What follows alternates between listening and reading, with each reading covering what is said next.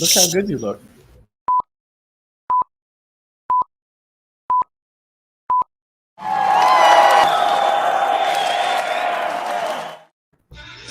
Woo! You are looking love at the GovCast. End of the month, middle of the summer.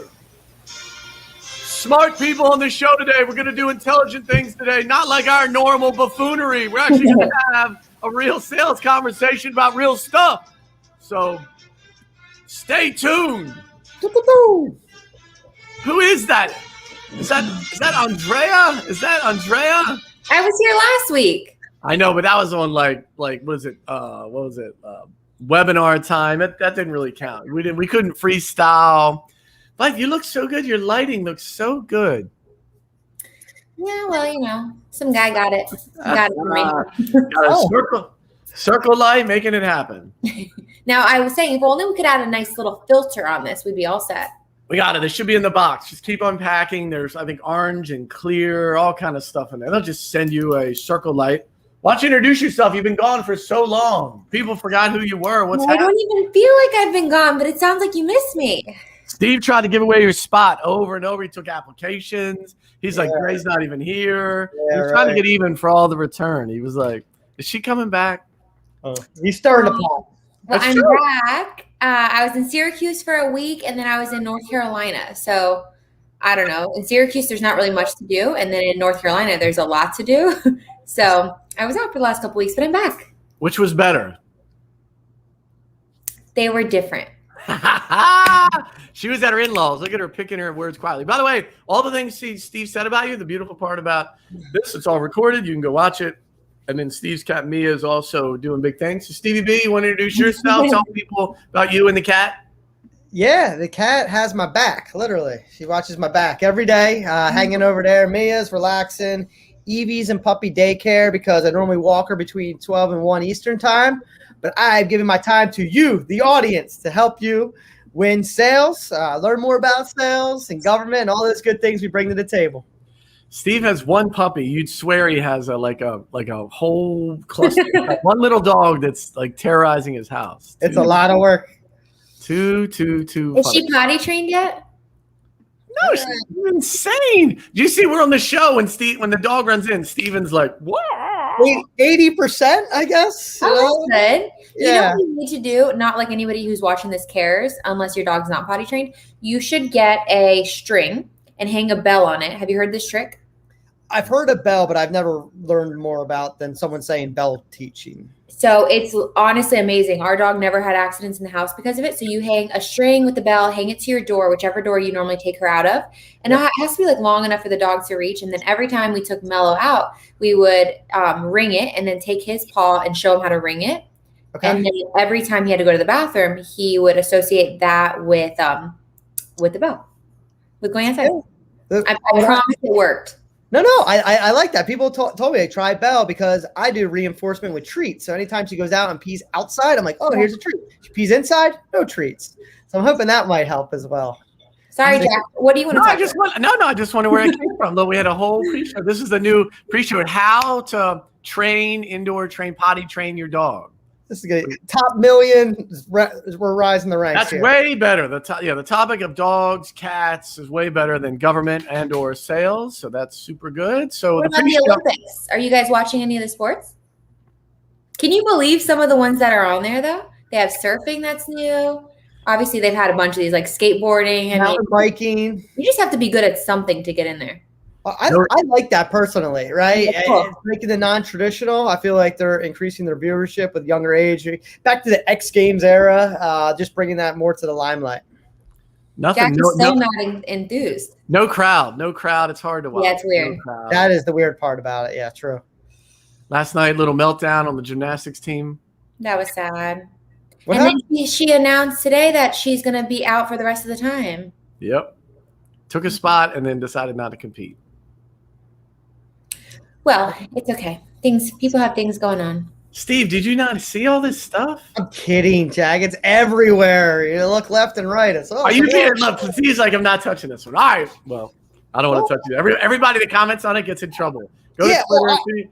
the only thing I will say is Simone has done a lot for our country. I'm really proud of her accomplishments. So thank you, Simone, for all you've done. If you're listening to our GovCast, Simone, I am a fan. Thanks for the gold medals that you.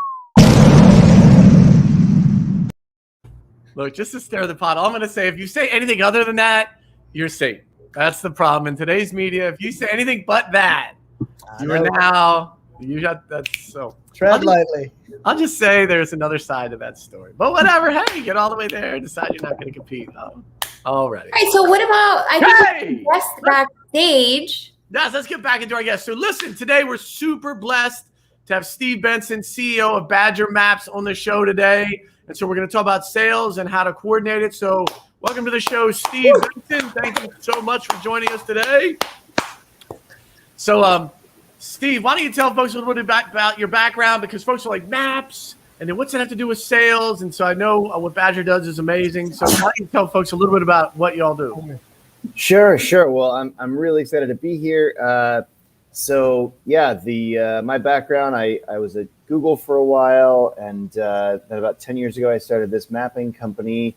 Badger Maps. We are a mapping company specifically for salespeople. So we take their territories, put it on a map for them, give them tools to do things like build routes, figure out their schedule, kind of plan their day out, and just generally become better reps. We're focused on field salespeople, people that go and meet their customers in the field, and that's my background. That's awesome. I'd love to.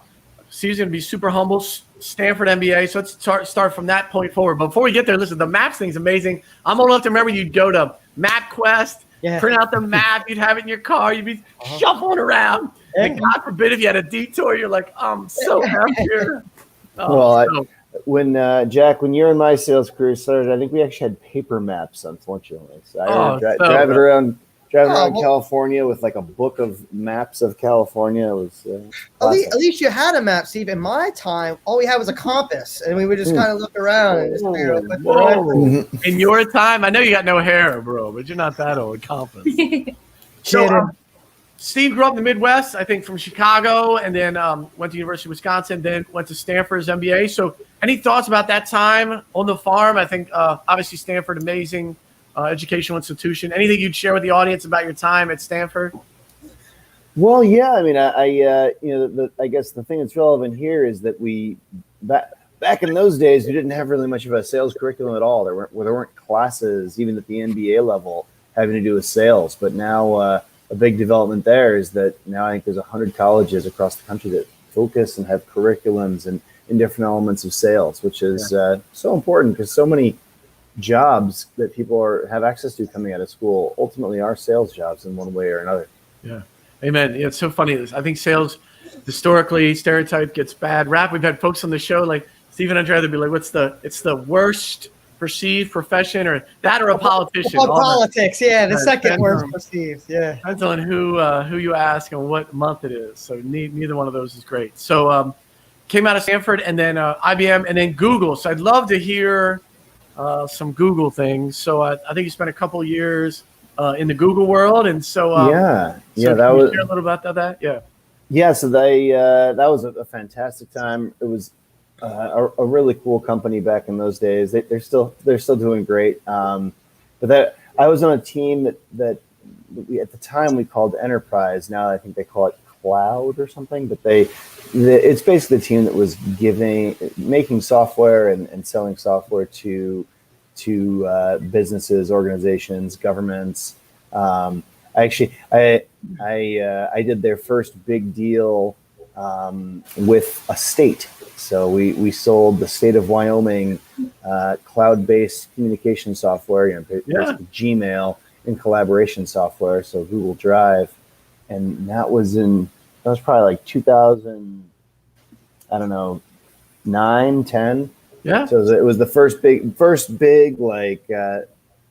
state organization to, I guess they're not a big state, they're a small state. But they were the first state to go to take the move to the cloud. And back in those days, it was like, people were afraid to let a company control or own their computing. They wanted to be able to like walk over and like reset the servers themselves.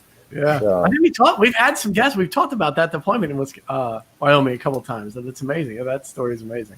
Yeah, that was great. That was my one of my first big deals in sales. Really, that was a fun one. It was like a $2 million deal. It took years to do, like about a year and a half or so. Yeah. Yeah, And that was a fast moving government agency. Yeah, man. That's what I want to get into, because technology has jumped leaps and bounds since 2000 till today, and a lot of agencies are hearing about more opportunities, but by nature they are risk adverse. So I was wondering, over that year and a half time frame, from hey, hello, my name is Steve Benson, to actually getting the purchase order in your hand, what were some things that you put into place to, I guess, help them see the light and know that, hey, technology is going to help you to kind of take away those risks? Well, I think the first really important thing was that there was a strong sponsor at the executive level on their technical group. So I think it was their CIO, it might have been their CTO, I forget, but they were, they believed in the concept. They knew that their email was more secure and going to be better with Google as opposed to them running it. And so they were really able to guide us, guide the sales cycle and help uncover what the objections were in different parts of the organization, especially like security objections. Mm-hmm. And I think the reason it was able to get done at a rapid pace for a government agency wasn't any element of my own brilliance, but it was because they were on. I forget now if it was GroupWise or Lotus Notes, but one of those like old email systems. Yeah, Lotus Notes. I had that. Yeah, I was familiar with it because I had used it at IBM. It was obviously their product, and the thing was just goofy. So it was falling over all the time, and so they would be like without email for 3 days, and it was so they knew they had a reason to make the change, and it was just a matter of, are we going to buy Microsoft or are we going to buy Google's email systems? So, and ours was substantially cheaper, and they're very conscious of being a balanced budget government in Wyoming and not spending money if they don't have to. And Google's product at the time was much cheaper than Microsoft. So that helped us out a lot as well. That's good. Yeah, it sounds like the catalyst was really that internal champion, that CIO or CTO that was a forward thinker that helped you get there. Yeah, absolutely. I think it for sure wouldn't have gotten done without him. And I think in any large or risky or complex deal, having that sponsor on your side, opening doors, asking the right questions in group meetings to kind of shape the discussion in a certain way, almost teeing the ball up for you over and over again with the different groups of people that you have to sell to in a large organization. And state of Wyoming is a small state, but it's still a relatively big government organization. They have to do a lot of the same things that every other state has to do. They still have, I think it was a 10,000 person deployment, so it was still a large government organization. I think a lot of agencies still feel like putting their data in the cloud is risky. I can't imagine a decade plus ago, folks are like, what do you want us to do with our data? You guys not have it here. I can just such an uphill battle. It still is today. We talk to agencies, they're like, no, we're not going to put our stuff out there. Who knows who has access to it? What if it gets hacked? You know what I mean? It's so funny. Bill Gates is going to get it. Yes. Okay, so I want to talk about something a little bit off topic, right? So in regards to culture, because I feel like there's a ton of qualities that managers and hiring managers are looking for in candidates, right? But being a cultural fit is definitely one of them. So are there any questions that you ask, or like anything to look for when you're trying to identify if somebody would be a good cultural fit for Google, right, or any company, really? I guess it depends on what your culture looks like, but yeah, I think that's one of the most important things you're trying to figure out when you're hiring, because if you get it right, people stay for a long time, and really, I mean, I think the first couple of years, maybe a year and a half, someone's really a new employee is really not nearly as productive and as someone who's been around for a while. And so if you hire the right person into the right role in a company that they're a good fit, and treat them well, they stay around for years and become a really productive member of your team. And culture is a really important part of that. And if you get it wrong, then they'll be there for a little while, and then they'll take off after a year when the next sexy thing walks around the corner, right? So, especially in the Silicon Valley, that's a big challenge, because there's always like a newer, cooler thing coming down the pipe, right? But yeah, I think if you're a big organization like Google, I think it's the culture and the fit that you're looking for is very different than if you're a small organization like Badger Maps, the one I've been hiring for 10 years. And the culture has changed over 10 years too. I mean, when we were so careful for someone who was going to be a fit at first, and really someone that I would personally like working for, or working with the first handful of employees that I brought on. I really, if you're going to be in the trenches with someone, you want to like them. But I think as time goes on and a company grows, and we're at 70 people now, so it's big enough so it doesn't matter if I like them, but but I think you do want people to be cut from the right cloth for your organization, and you want to figure out, get a feel. How can I get a feel if this person's going to be a good fit and really going to be happy here? Because every organization does have some unique things about it, and stresses different things, and kind of is structured in different ways. Like, is it you could this two organizations that feel exactly the same. One could have half as many employees that everyone works twice as hard to get the same job done, and everyone makes twice as much money. Some people would want to work at the one of those companies. The other people would want to work at the other. And there's no right or wrong answer, right? But when you're hiring, there's a right and a wrong answer. You want to hire the right kind of person in those roles. So I guess just one follow-up to that, right? So I know culture is more, like, you can build a culture outside like the face-to-face interaction, right? Especially with everybody being remote nowadays. So are there any tips, or are there anything that you do currently at Badger Maps just to keep a positive, culture, and just anything to motivate your employees remotely? Yeah, and I think remote motivation is something that everyone's talking about right now, and I think it is. I think culture is less important in this world, and although I think this world is the way we've been doing things for the last year and a half here is kind of coming to a close, and everyone's offices are opening back up and everyone's going back, but at least for the most part, a few companies will stay fully remote forever. Although most of the ones that I know have some way to benefit from doing that. It's like Twitter is certainly all the companies that would prefer you look at your phone all day, like Facebook and Twitter, they want to lead the charge on never going back to the office, because it helps a lot of people. People are spending a lot more time on Instagram during business hours now than they were a year and a half ago, when their boss was, could look, or just other teammates could look over their shoulder. A lot more YouTube views, etc. So companies like that I think are looking for ways to keep the cultures remote. But for most people, I think people get more done in an office setting, and ultimately it's probably a lot more rewarding, because it is those relationships that at least for me, it's the relationships that you have with people that you work with that really make it rewarding. In terms of how to make a culture better when just function when you're remote, I think you want to still do things that are fun. Like, I know a lot of my people on my different teams will play games together, remotely.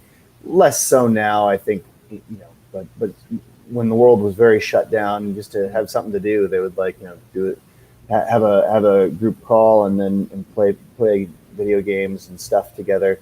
But I think you want to keep the lines of communication open, and you cannot over communicate in a time like that, right? Yeah.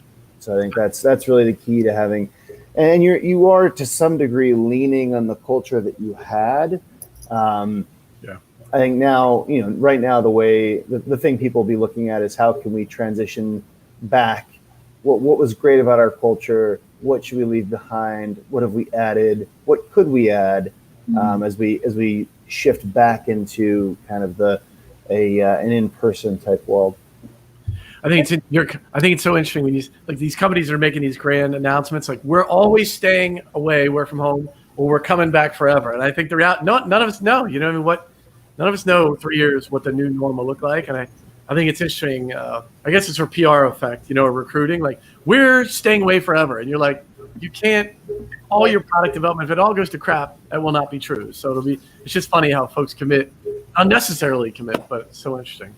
The loudest talkers in the whole, at least amongst large companies, the loudest companies have conveniently been the ones that benefit from us working from home. Amen. So which I think is an indication of it being good for them, right? Like I use the Instagram example, like their numbers are up, and their numbers will go down again if we're sitting in a room together at desks. People just will have less time for Pinterest. Yes. so everyone says they're working 12 hours a day. Who knows? Before we transfer to Badger Matt, they aren't. Right? Oh, I love it. Mike, I'm not. That's worse than Simone Biles thing. I'm not touching that one. Before we go to Badger, so you were at Google 3.5 years. Best Google story you have as kind of this entity that kind of controls most of our lives or our search lives. Can't call them. You only know people that maybe work there. So any good behind the scenes Google story you could share with the vast unwashed of us, those who try to look behind the curtain? I mean, it's a regular company, and it's they have because they have a great monopoly on the entrance to the internet, and they can make the first 4 results in your search ads. It's it's a great place to work because just fundamental economics. When you have monopoly, you have unreasonable rents that you're able to take from everyone, and when you have unreasonable rents you're able to take, you can afford things like nice stuff for your employees. Yeah. And I think it's been mostly good for their shareholders in ownership of the company. Which it's a public company, anyone can own it, right? It's been a great company to own over the last 15 years, 20 years, but it was also a great company to work for. From what I hear, but it still is a great company to work for. And, they say money doesn't buy happiness, but, if an employer is paying you more than you otherwise would make and giving you a whole bunch of goodies, I literally got 3 great meals a day there, like breakfast, lunch, dinner, every single day. And that's a huge benefit, right? Snacks, and there was a coffee shop, kind of their own little internal Starbucks that was just free, so I could eat whatever. That's actually probably where my caffeine habit originated, and it's a pretty extreme habit. It was a great place to work, and I would definitely recommend it to anyone. And it was, what's interesting is I didn't work at the main part of it, right? Like I was working on their enterprise software group, right? Which has nothing to do with the main part of their company. Like we had to behave very differently than we had to win every deal that we were winning. We were actually fighting another very powerful competitor that already owned that space, Microsoft, and there were only about 250 people in that whole organization, the whole Gmail, and they actually had a bunch of and have a bunch of software that is for enterprise companies, and so it was almost like a startup within Google. Yeah. Their business to business software group, and they've done some fantastic things there that have that they're now the whole cloud really, it started with them and with Amazon and at that time. And it's done so many cool things in the last decade. We're all Google Docs here, so learned transition out of Windows. So can you talk about then your time at Google, and then you have this entrepreneurial desire and go do Badger Maps? So can you talk about that and what led to that, and leaving Google, starting Badger? Can you share some of what was happening? What was your thought process? What's the opportunity you saw, that whole entrepreneurial process? Yeah. Well, so I didn't actually start out to be a CEO or to start a company. Really, I just when I was at Google, it turned out that I came across this opportunity, and it seemed like a really solid one. And it was just I understood the problem really well because I had been in field sales and my whole career really. And one of the things that I was selling when I was at Google was their mapping platform, right? And so I really understood what you could do with online maps, and that Google, it was the leader in the mapping API world.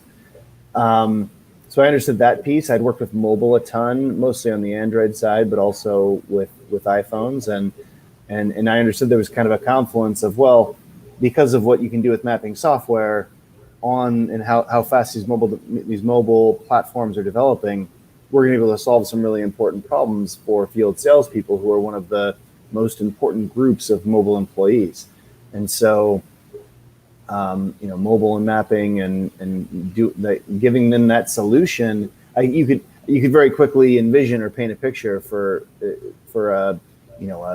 an outside salesperson. What if you kind of had a Google Maps, but for your job, and had the data that it had in it was all your leads and all your customers, and it could build a schedule out for you.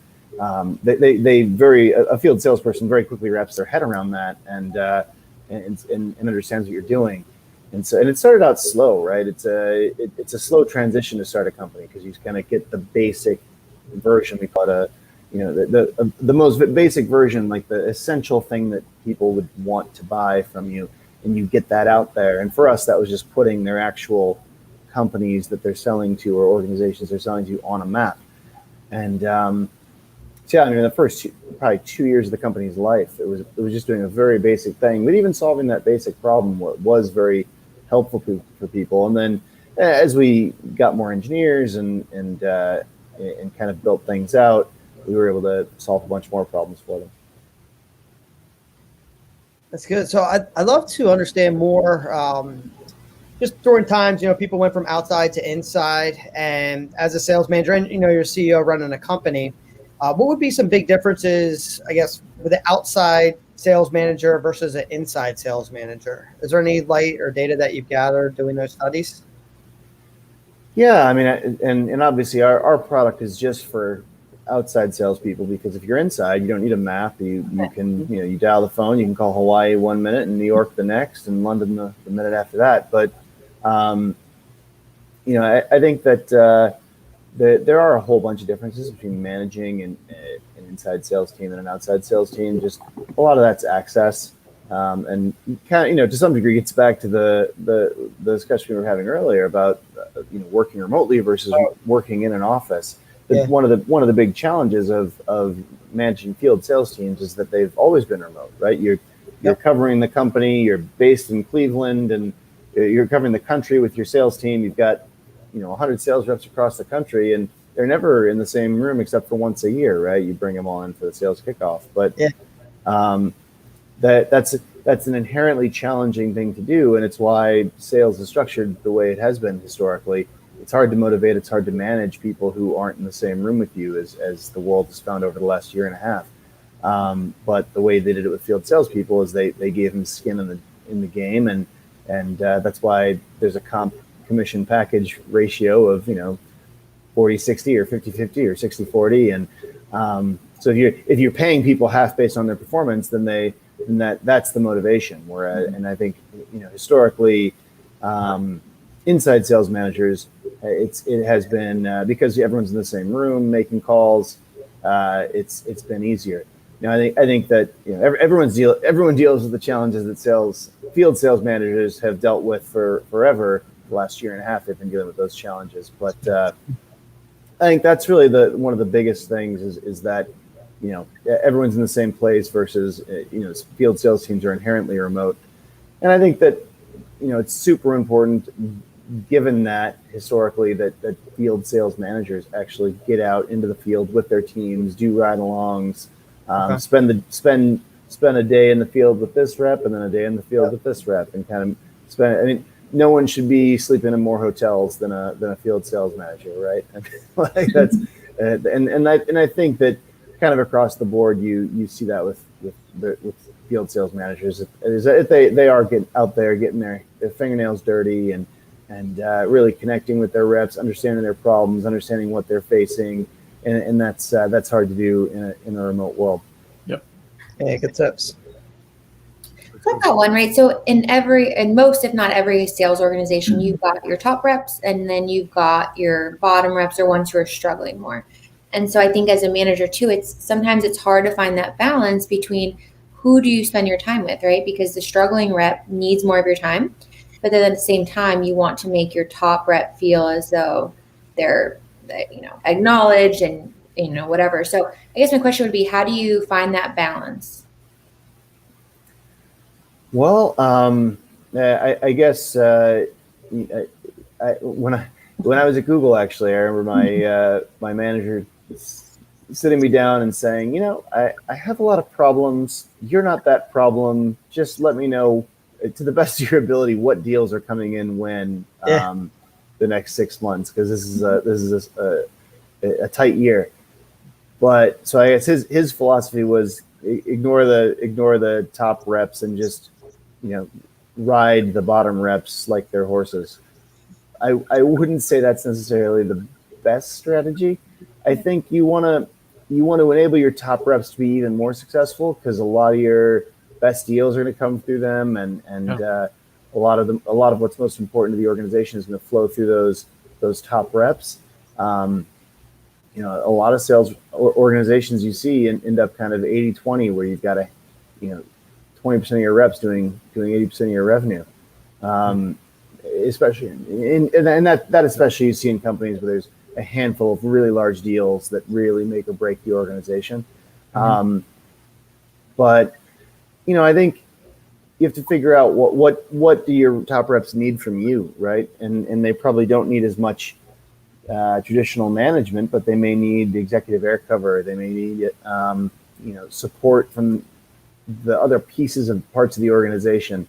Your top reps are often going to be the best ones at selling externally, but whether your organization is internally easy to sell to, meaning getting the key features they need to win the key deals, or getting the product team to listen to them, or getting the engineers to actually do what the product team wants. The people that actually make whatever your product or service is, whether it's a factory or an engineering team or whatever, often as a sales executive needs to spend their time removing roadblocks internally and getting the team what they want, what they need to really make the big deals or make revenue happen. So I think you still have to be hands-on and communicating regularly with those really successful reps. Now, I think the fires that come up and with your lowest performing reps, I think that obviously most managers tend to deal with their lowest performing reps the most, and tend to just interact with them the most and spend the most time with them. I think for a lot of managers, they'd be better off rethinking the bottom 10% of their team and just and maybe trying to figure out, is this someone that I can get to the next level, or was this a bad hiring decision in the first place, and they would be better doing something else, either in our company or elsewhere. And having the basic sales skills is really, really useful for lots of parts of your team. Maybe they would maybe they do better on the marketing team, or maybe they would do better in sales operations, or there's lots of areas, but not carrying a bag certainly isn't for everyone. And I think a lot of managers do tend to spend too much time with their lowest performing reps. Not that they shouldn't try to develop them, but at some point it is important to understand when and how to cut bait. It's one of the things you said I think is so interesting is I think a lot of folks, when we talk about sales and sales development, we always talk about the sales process or negotiating the deal or pricing or, those type of things, and not really talk about leadership development, managerial development. And I think a lot of folks, when they get to the mid part of their sales career and they have some folks underneath them, it's really spending specific time helping them develop as managers, right? Like how do they become a good leader? They know the sales process, they know the close, they've already proven that. It's just a different skill set. And sometimes type A successful sales reps are like, I already have this, I don't keep it moving, I don't need your stuff. And so it's just trying to find the right way to, how do you nudge them managerially to be like, hey, we still have some leadership and some development to do here. And I know you have a podcast, also outside sales talk, right, that you're doing. Yeah. So, do those things come up? Like, do you talk like on the podcast? Is there specific things you hear about, kind of the leadership development, how folks become great sales managers, great sales leaders on the podcast? Yeah. So the Outside Sales Talk is a podcast for field salespeople. So we cover a lot of different topics that are important for field salespeople to develop themselves. We cover both managerial skill sets in sales and also sales rep skill sets in sales, and some of it's the blocking and tackling type skill sets. I'm not actually the teacher on that podcast, but I bring on, for example, if we're going to do a negotiation podcast, I'll bring on an expert in negotiation who's written a book on negotiation. And I listened to that one. Chris Voss, is that who you're referring to? That's right. Yeah. So he's great, right? He's really worth that. If you're going to listen to an episode, that one's definitely one to listen to. The one with Chris Voss. He's just fantastic, and he's the way he approaches these situations. For people that don't know him, he was a hostage negotiator. Yeah. And so it's episode 50 on my podcast. We on the big round numbers, we have really cool people like him.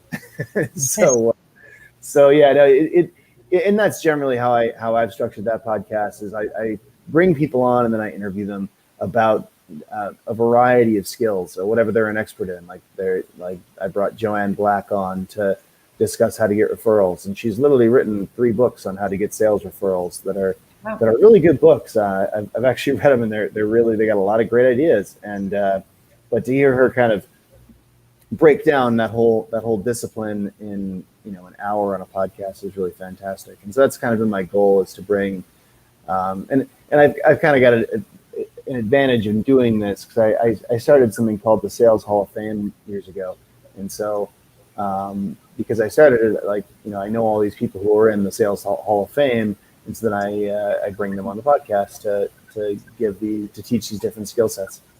But so that's the podcast. To get back to your question about managers and rep skill sets and how to develop leadership, I think the most common problem here is that people think everyone who is in sales should be a leader, and they think that you need to be a great salesperson in order to be a leader. And I actually disagree with that. I think it's better to, not every salesperson should one day manage a sales team, and not every person who manages a sales team had to be the best at sales, really, because they're very different skill sets and not super related. And some people happen to have them both, but for example, some leaders in sales are player coaches, right? They are, they're great at every element of the sales process. If you came to them with a deal, with a problem, they can just, pick it up, carry it over the line, get the deal done, help you understand how to do that. Others are just coaches. And by the way, I think the player coach is the best kind of sales manager, because you can both learn from them and get coached by them. And they're also, if they have great leadership skills, that's kind of the perfect animal to have running a sales team. But a lot of people are just great players, meaning they can do, but they can't teach. And a lot of people end up in leadership or roles in sales because they're just great at doing it. They were one of the top salespeople, and So, the CEO's like, well, you're great at sales. We should make you the VP of sales. And they're like, yeah, great. I've always wanted to be a leader. This is fantastic.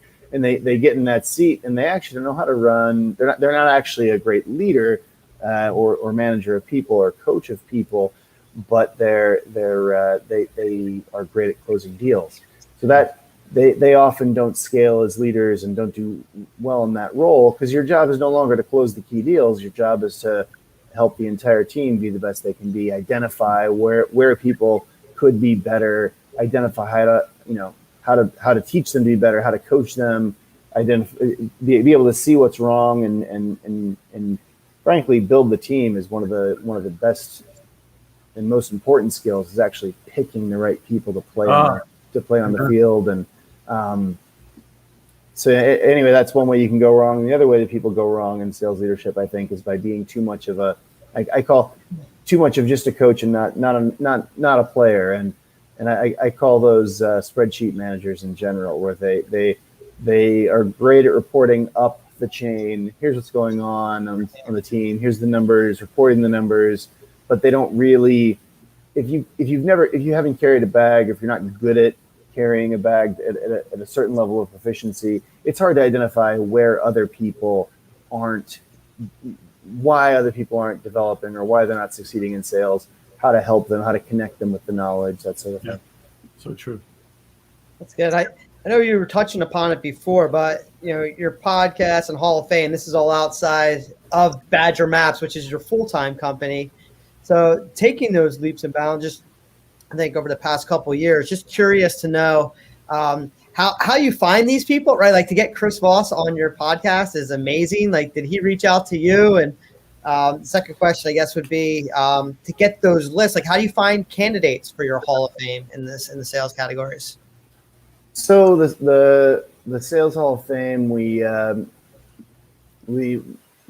I guess what I look for is people that have done unique things in sales, written key books, and have really been a thought leader that have brought a large number of people kind of to the next level of their careers.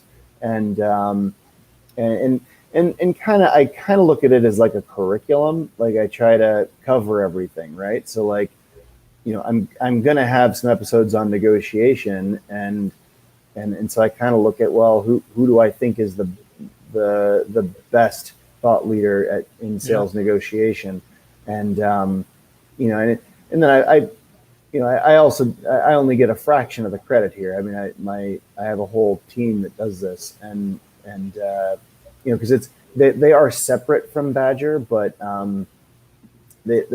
the reason you have a software company create and do things of this nature is that it's mostly to feed the Google animal, right? Like it's to have really cool. You want to have really cool content that people are linking to on your site and coming to your site for, and that.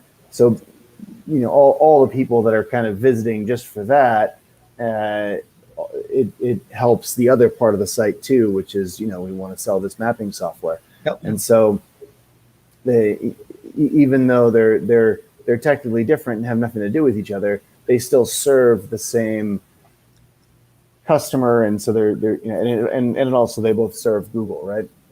Yeah, it's exposure to your target audience. So I was looking at the guests, and I also saw was it Sherry Leviton? She on our show? Yeah, she came in. She's been on this GovCast, but also personally trained us. Remote from Las Vegas. She had this whole production studio. She's great at what she does. Yeah, she really is. She's fantastic. And frankly, I mean, I've really enjoyed I guess both of those projects, the podcast and also the Hall of Fame. They've been a lot of fun, 'cause I've gotten to know a lot of these people who are the thought leaders in my field, and that's been a lot of fun. It's been super rewarding, and it's obviously a really popular podcast and people listen to it, and because it's really, I mean, it's not the funnest podcast. That's not the goal. The goal is to really teach people things, and it's so, and that's fun too, I guess. But it's, I'm not a comedian, and it's not super fun, but good information. I mean, in so many, I think it's really helped a ton of people bring their game to the next level, and that's been super rewarding for me, just to help people develop in their careers. Yeah. And there wasn't another resource for outside salespeople, like getting all the knowledge in one place and getting all the experts to talk about their area of expertise, but through the lens of okay, the listeners are in field sales. There wasn't another place for that, and so that made it really rewarding too. It's like this one, right? Like this podcast is awesome because it's focused from a government perspective. Like if you bring Sherry Levitin on here and she speaks and gives her, kind of all her expertise, but through the lens of everyone listening to this is pretty much has something to do with government sales. That's that is really powerful, and so I think that there's you're giving the listener what they need, which is all this information, but through their lens. Yeah. One. So I think that we probably can all agree, right? If you're hiring somebody, you can likely teach them the pitch, teach them about your product. Like these are things that we can teach people. But on the soft skill side, right, that's something a little bit harder to teach, for example, like motivation. So what would be, I guess, some of the soft skills that you look for in new hires, or that you would see like some of your top reps possess?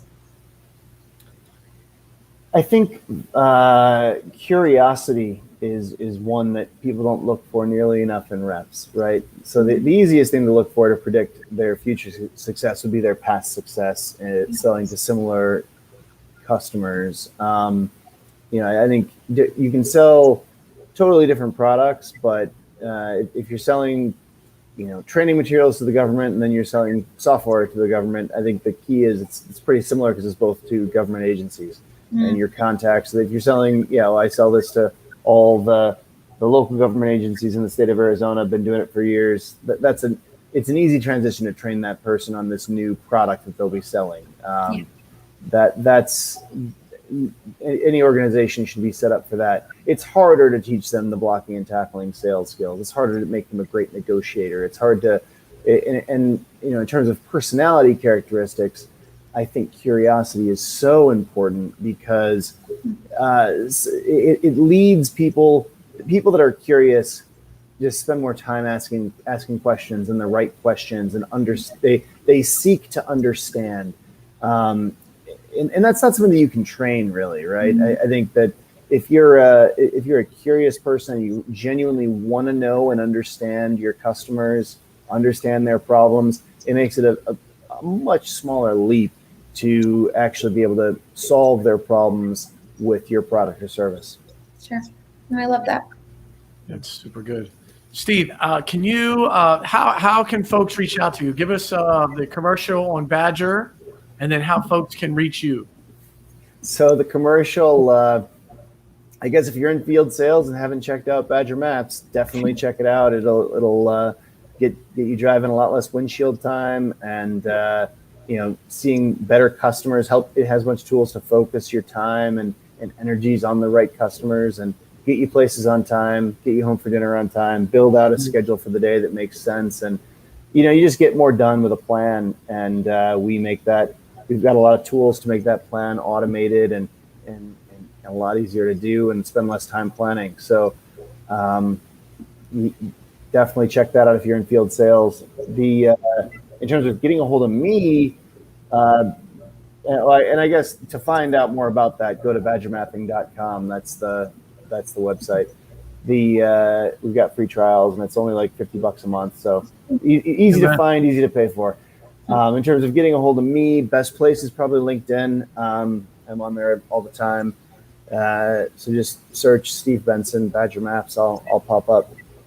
Yeah, that's how we found him. All right. Thank you so much, Steve. Listen, that is such a critical skill set of trying to get around. How do you be efficiency? If you're in the outside sales world, could not recommend Badger Maps enough. It's amazing because we were talking about it earlier in the show. Like in the old days, for those of you who used to do it, like we'd get MapQuest, and you print out your maps, and you had the books, and it was just such a pain in the ass. So the ability now to automate that, what's the right pattern, how to be more efficient, how to get home to your family. It's an amazing tool. And so encourage everyone to hit that site up and follow Steve on LinkedIn. That's how I first came across Badger, was following him and what he's doing. And so super smart background guy. And so you can see all of his experience both at Stanford and IBM and Google. And so thank you so much for being on the show today, Steve. Appreciate your time and energy. Wish you continued. Thanks, man. Thanks for having me. Yes. Stay safe. Yeah. See, Steve, old school sales with what did you say? What is a compass? Really? He said, compass, yeah. Oh, we were talking about how to navigate around. What? That was when you were aging yourself. Yes. Yeah, sorry, Very humble. Very humble, yeah.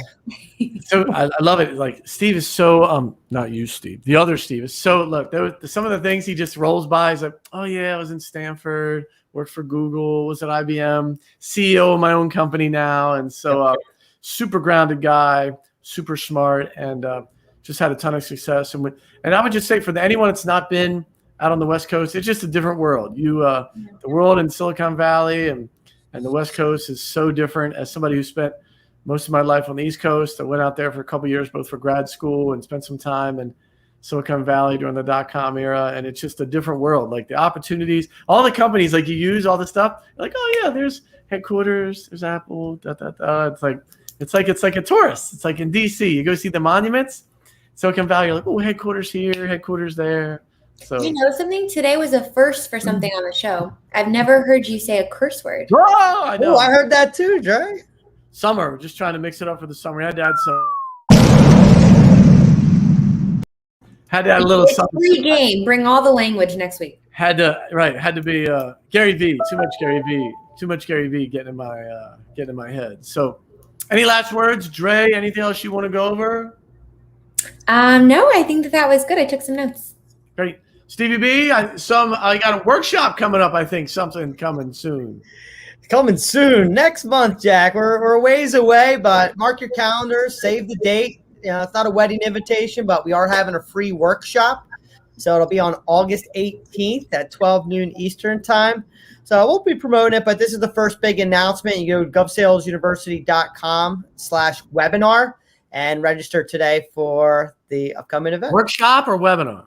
I got to fix my verbiage there. So we are switching. People say workshop sounds cooler. So webinars are old school. We're doing workshops nowadays, but it's going to be us there, three amigos here, teaching you more about how to win government sales. We're going to dive into the bid and RFP process. So a lot of people are like, hey, I respond to bids and RFPs. I never win. Government sucks. I lose. We're going to teach you some tricks on how to win those deals and put more money in your pocket. So August 18th at 12 noon. Look forward to seeing everybody. Yeah, if you follow any of the webinars, it should be great because we never talk about bids and RFPs because we don't want you to do them. But we have a background, deep background in that area. Talked to hundreds, if not thousands, of folks that are in the bid and RFP world. How do you find them? How do you respond? How do you win them at a higher percentage? And so, again, we want to encourage you always. GSU, that's what Steve and his team focus on. Like, hey, how do you avoid that? And so, but if you're in that world and you have to submit them, how do we increase your win percentage? Normally, most folks win about a 25% to a third. And so, hey, imagine if you could get that to 50%, how your business would change. And I just want to say there are some secrets and nuances for the folks from the inside. And so we want to share some of those. There are things that they're looking for they never talk about. You'll never see in a bid and RFP spec. So amazing. That should be a great time. And again, we rarely talk about bids and RFPs. So super excited to spend some time just helping folks that are kind of in that world just be much more successful. Good.